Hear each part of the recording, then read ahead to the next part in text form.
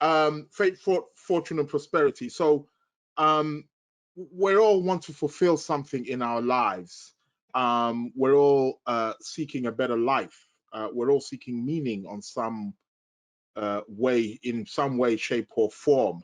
And and essentially, we all want to be happy. We're all seeking happiness. We're all seeking that fulfillment, whichever way it comes to us. But when we say fate, I mean, what do we mean? When we say fortune, what do we mean? There is the saying, one man's meat is another man's poison. What may be fortunate for you may not necessarily be fortunate for me. What I consider prosperous may not necessarily be prosperous for you. So we all see things as well through different lenses, and we have different approaches and different understandings of who we are and of the world and our environment as well. So I think that also adds to it also as well. So we also have to take into consideration, the context in which something is in, where we're born, what group of people we belong to, what are our philosophical beliefs and ideologies, what are our likes and dislikes, the kind of environment we grew up in, our education, our parents, the family, the list goes on and on in terms of different things that somewhat influence us. So I think these are things that also need to be taken into consideration also as well. However, the big question is, and I have many clients who, when I'm, sometimes when, that consultation moment there, so is this destined? Is this going to happen? Is it, was it destined to happen? Is it fate? Could I have got out of it in some way, shape, or form? So that's the big question. Is life free will or is it destiny?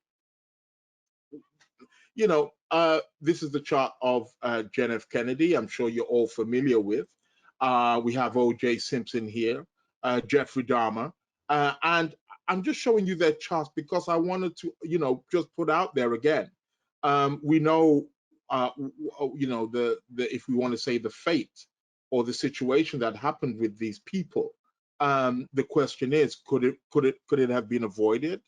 Is it something that we can see in the birth chart? And if we can see it in the birth chart, can we change it? These are huge questions. I suppose part of it is also even borderline philosophical questions. Is it possible? Could certain things be avoided? And I feel yes. Our lives is, our birth charts is a cosmic blueprint of who we are and the circumstances that we are we are exposed to, or that we live by, or in some way, shape, or form. We can't change our chart. I can't wake up one morning and suddenly say, I've got a debilitated son, so I want to change it for one that's dignified or exalted in some way. But we can make things better.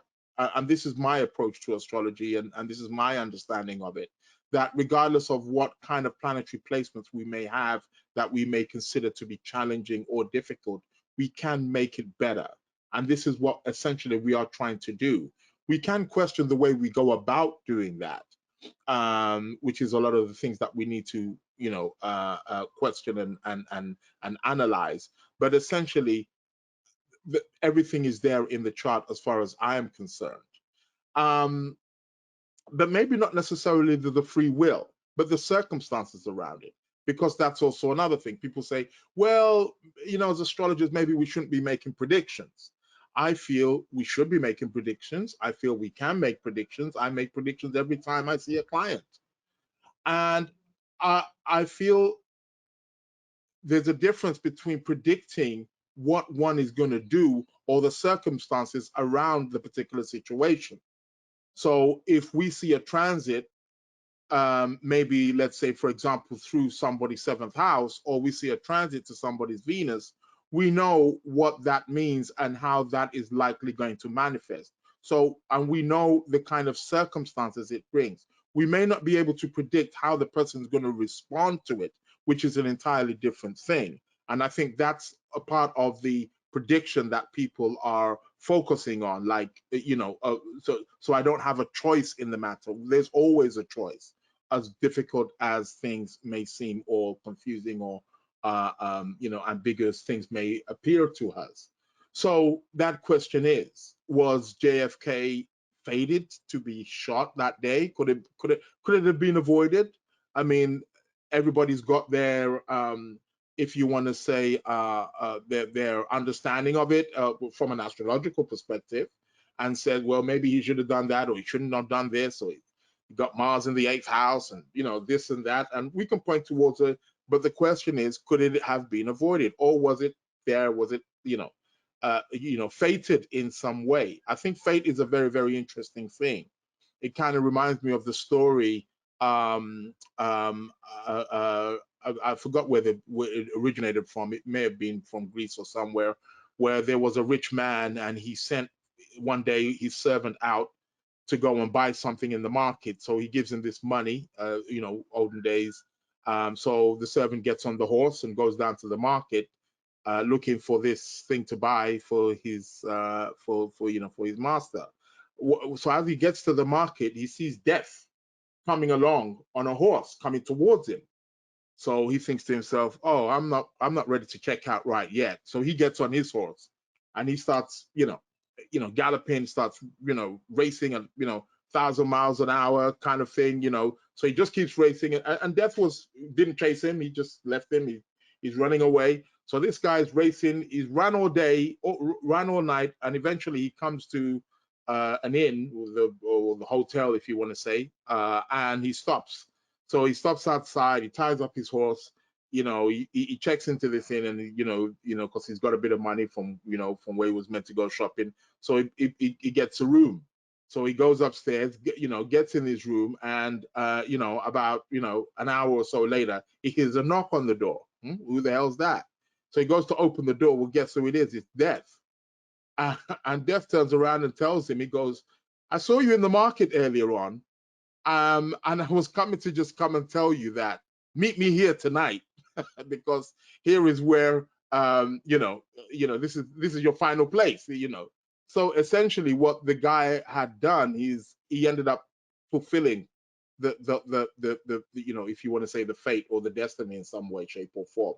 And I feel this is part and parcel of what we go through also as well. We can say the structure of who we are is what our chart is. An astrology teacher, said to me once, the chart is like the skeleton structure, and we are the ones that filling in the meat on it. We're the ones that are padding it over, and depending on how we do that, can maybe impede or not, based on how we do that. So it's quite interesting. So again, JFK, O.J. Simpson, could these things have been avoided? Him perhaps going to jail, or maybe the death of his wife. I'm not saying he did it or he didn't do it. Everybody has their opinion. I wasn't there, but I can say I have an opinion, but whether it's right or not, it's a whole completely different thing. But is this thing fated? Jeffrey Dahmer, could these things be avoided? Can we see these things in the chart, in terms of this imbalance in some kind of way, extreme actions that we see in society? So fate and free will is a very funny thing. It's neither one or either, as far as I'm concerned. It's a combination of both. Destiny, free will are all working simultaneously every day in our lives in some way, shape, or form. I do like this a saying. It says life is a combination of destiny and free will. Rain is destiny. Whether you get wet or not is your free will. So if I say to you, well, tomorrow it's going to piss down with rain, you are in a position where you can go out tomorrow in a particular way that is conducive for that weather, with your knowledge that that it's going to rain. You're going to take an umbrella, or you're going to wear a coat, or you're going to just go out in shorts and a t-shirt. Then you're bound to get wet, but that's your free will. So yeah.